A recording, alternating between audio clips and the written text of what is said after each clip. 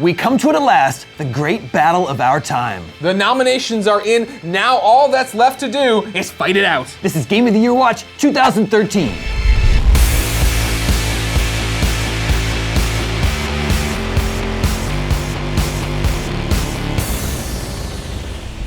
Welcome back, everybody. All year long, we've been following the best games of 2013, considering which ones would eventually be up for Game of the Year. And IGN just announced its 10 Game of the Year nominations. They are BioShock Infinite, Device 6, Dota 2, Gone Home, Grand Theft Auto 5, The Last of Us, The Legend of Zelda: A Link Between Worlds, Super Mario 3D World, Tearaway, and Tomb Raider. Here to begin the final Game of the Year discussions are IGN Editor-in-Chief Steve Butts, Reviews Editor Dan Stapleton, and Bearded Wonder Marty Sleva. All right, gentlemen, this is a strong list of nominations. Are there any front runners? Oh, I think so, definitely. Yeah. We all probably personally have a lot of games that we were attracted to more than others on this list.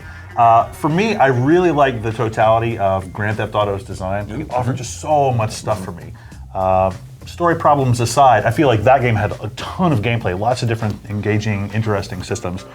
So that's one I really like.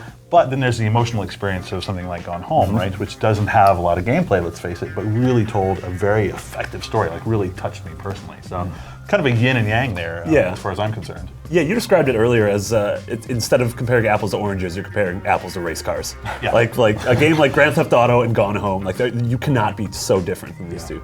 This year has been absolutely stunning. You look at the list, and we have mobiles represented with Device 6. You have Tearaway, you have Zelda, representing the Vita and 3DS. These are games that they all came out like relatively late in the year, but like they provided these amazing experiences. And comparing it against something like BioShock or even The Last of Us, like that, I think just looking at this list of 10 games shows how strong 2013 was. Yeah, one of the questions I guess is, what do you want out of a game? Like, what do you get out of it? And this list offers a lot of different things for a lot of different tastes, I feel like. Dan, what stands out to you? And Last of Us and GTA are obviously the big heavy hitters. Gone Home is the third kind of dark horse, like non-traditional game that has impressed a lot of people, myself included. I'm kind of with Steve on the Grand Theft Auto angle in that it is so technically impressive. Just the construction of that world, pretty much the story of it barely even matters to me. I'm just absolutely wowed every time I go in there and drive around and just you kind of poke that world with a stick and see what happens. Yeah. Like it's such a complete world. I've never seen anything quite like it. It makes pretty much every other open world game look bad to me. At the same time, like over the last few weeks in the office, like I feel like the two games I've been hearing people talk about the most and playing at home were Mario and Dota 2.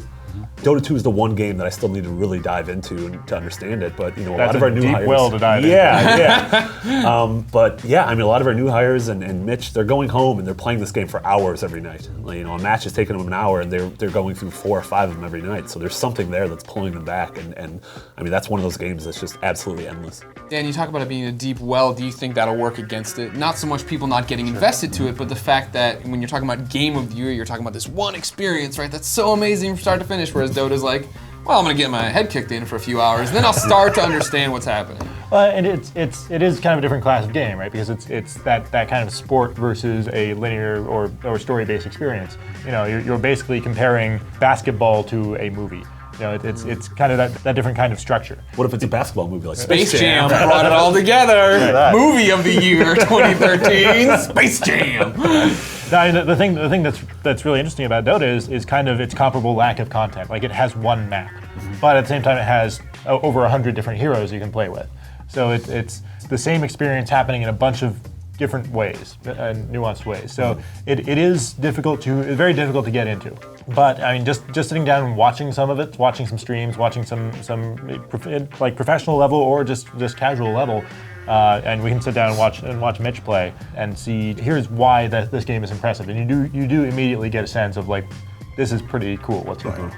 And to pull back the veil a little bit, I mean, so our viewers know, occasionally games like that will require a champion on staff. Somebody like Leah or Brian or Mitch to say, this game is really cool, come with me and watch me play, and we'll play together, and you can learn the things that I know about this game, and that way you'll be able to appreciate it a little bit more. And Dota definitely needs that. Luckily we have folks on staff who are very passionate about that game. So from these 10 nominations, tell us about the process of how you will determine what's finally Game of the Year. We sit in a big room and argue. Sounds all right. Yeah. It comes down to what I asked earlier, like what makes a good game to you, right? Something like Device 6 gets overlooked a little bit, but for me, Device 6 is better than any of these other games at matching the experience to the platform, right? And that's really interesting to me, that this game matters that it's on iOS. When you play it, the platform is part of the experience. So you could argue, hey, this deserves to be in consideration for Game of the Year. Other people would have entirely different criteria. No, this is the game that I had the most fun with, for example, or this is the game that offers the most gameplay. So it's just kind of coming to a consensus editorially about all those various tastes that we have and figuring out what we think most represents the best experience you can have this year with a video game. And there is a vote involved to determine the front runners, but from this point forward, it's basically just us all sitting down and playing all these games a lot, through the end of the year until we get a sense of what we can sit back and say, yes, that's my game of the year. Yeah, and it's important too to sort of take a step back and remember and refresh ourselves on games like Tomb Raider and BioShock that came out, the first few months of the year. It's really easy to get caught up in Tearaway or Zelda or Mario or Device 6, which came out in the last month or so. So easy to get caught up in Zelda. Yeah, I know. So good. Those mime eyes. There's a really good mix of stuff here, like we're saying. But there's no Xbox One or PlayStation 4. Is that really that big a surprise? I mean, like when the 360 and the PS3 came out, like were there Game of the Year candidates just coming out their ears? Resistance Fall of Man. Yeah, and I don't think that's terribly shocking, honestly. Like those consoles have, they've just started. Like this is the first batch of games, and it kind of feels like the first batch of games. It's not, there's nothing mind blowing out of those. You don't often get like the Super Mario or Soul Calibur or Halo, right? And this is a year where we're not seeing a lot of really great launch titles, or at least launch exclusives. Yeah. There are good games on those systems, but you can also play them on your PS3 or Xbox 360 or on your PC. And this is gonna be different when we're sitting here a year from now. Like that list is gonna be filled, I think, primarily with Xbox One and PS4 games. Marty, you reviewed and liked Assassin's Creed 4 a lot. Yeah, I think it's a great game. To me, it is one of, if not the best game on either next-gen console. But for me, again, like if I could have a list of 15, 20 games, it would absolutely be on there. But I thought it was a great game, but didn't quite have the punch that the rest of these 10 games have. And it's one of those games that if the inevitable AC5 gets revealed, then this game sort of becomes obsolete at a certain point when the next one comes along, whereas a lot of these games really stand on their own. Last year, IGN gave Game of the Year to Journey. So there's certainly a precedence for something like Gone Home, Device 6 beating out a GTA 5 or Last of Us. Yeah, I think as much as I love Gone Home, I think it would be a slightly more controversial choice because for me, there is very little game in Gone Home. Yeah. It's a very interactive experience. It's a great story. It's very emotionally engaging. But as far as game design, there's not a lot to it. Right, and the game is basically a scavenger hunt. Right. Yeah. Christmas duck, that's all I'm gonna say. But that said, like it is an interactive experience, and so another question we have to ask ourselves is how do we define a game? What makes a game? Yeah. And for some people, you've got to have some sort of random die rolls. You've got to have a gun and shoot stuff or jump on things. And Gone Home has none of that. So some people would discount it, I think, as a game. I wouldn't personally. I don't feel it's very productive, but I think it would cause controversy if a game like that might win. Sure. And I think we can all agree. Like Gone Home is certainly one of the most important games of the year. But the question is going to be, is it the best game of the year? Maybe the one game on this list we haven't even addressed yet is Tearaway, which sort of surprised people, I think, for the Vita. To me, Steve was mentioning Device 6 as a game that's really married to its platform, and I feel like Tearaway is the exact same thing. I played through Tearaway this weekend, and like the things it does with the Vita, with the touchscreen, with the microphone, with the camera, in another game it could feel very gimmicky, but it feels that world feels like it needs the Vita, and it needs you as the player in front of the Vita, and playing through it and seeing what Media Molecule is able to do with the device and with the game itself is just, amazing. The game is so charming, so innovative, so creative. Yeah, I had a great time with it. Yeah, that's the only game on this list that I haven't touched yet. I'm going to steal Marty's Vita and play it. Marty, Dan's going to steal your Vita. Just a heads up. That's up. Do the three of you have your personal pick yet? I mean, I know, Dan, you were saying you just haven't played Tearaway yet, but is there something in your mind that do you have a favorite game of the year personally at this point? My mind isn't made up yet, no. Like, I still need to finish Last of Us and GTA, and Zelda. I've gotten like a good chunk into all of those, but I haven't really finished them. And actually Tomb Raider too. So I did finish BioShock and I finished Gone Home. These games. What's a game? I mean, Where am I? So like there's I'm a little ways into a lot of them. I'm not like all the way through yet. No. So I think my mind is going to be made up, over the Christmas break. Yeah. I'm in the same boat. I've played most of these games on the list, have to close the gap on a few of them. For me, I've got 3 or 4 that I really like that I keep coming back to, and my answer would probably be different depending on the day you ask me. Yep.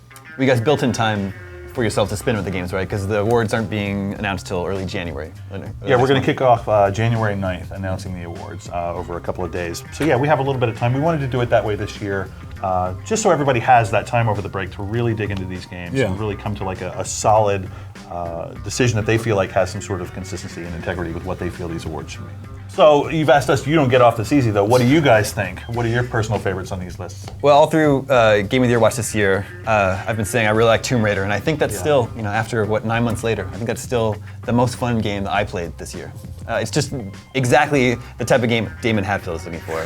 Damon Hatfield, Game of the Year. And yeah, it's just like, explore an island, upgrade your stats, upgrade your equipment, now I can go back to the places I was before and explore new areas. It's just what I want to do with video games. Yeah, and it's got a kind of an emotional element to it as well. I really like that game too. Yeah, it's good. What about you, Greg? I mean, it's funny, Damon talks about fun, right? The one game we didn't touch that much on from the list is Super Mario 3D World, right? That game is a blast to Crazy play, fun. to get into the cat suit, to run around, to have your multiple Marios, to go down all the musical. There's so many brilliant things done in that game that it is so much fun. But as far as my pick, I still go The Last of Us, which is the drum I've been beating since I think the second Game of the Year watch, right? That like, for me, that's the most complete experience on the list, right? That's the one that told me a story that I loved, and even when I didn't agree at the ending, I still was like, I respect them for doing that, telling a story and sticking to their guns and not letting me make a choice at the end to make it my own, right? This was clearly Naughty Dog's story, and that was what we were along for the ride for. And in the same sense of the story, I liked the gameplay just as much. I enjoyed crafting and fighting and going through and exploring environments. Cool. Gentlemen, thank you for taking the time to discuss the nominations for IGN's Game of the Year award this year. I know you guys still have lots of games to play, so we'll let you get back to it. Thanks. Please. There you have it, IGN's 10 nominations for Game of the Year. The winner will be announced in early January, but you can announce your personal pick right now. Do it in the comments, then share this video with your friends so they can come tell us why we're dumb. Thanks for tuning in to Game of the Year Watch with us all year. Be sure to let us know if you want to see Game of the Year Watch 2014. Please say yes. Everybody, have a great holiday.